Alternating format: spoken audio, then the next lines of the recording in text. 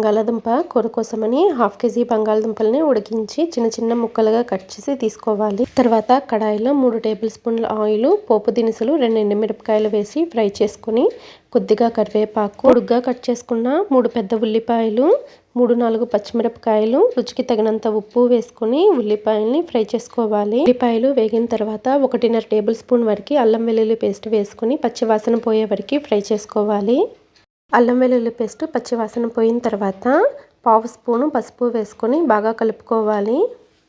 తర్వాత ఉడికించిన బంగాళాదుంప ముక్కలు వేసుకుని బాగా కలుపుకుంటూ 5 నిమిషాలు మీడియం ఫ్లేమ్లో ఉడికించుకోవాలి. బంగాళాదుంప ముక్కల్ని 5 నిమిషాలు మధ్య మధ్యలో కలుపుకుంటూ ఉడికించిన తర్వాత 1/2 స్పూను ధనియా జీరా పౌడర్, 2-3 స్పూన్లు కొబ్బరి పౌడర్ వేసుకుని బాగా కలుపుకొని చివరిగా కొద్దిగా కొత్తిమీర వేసుకుని సర్వ్ చేసుకోవడమేనండి. Thanks for watching.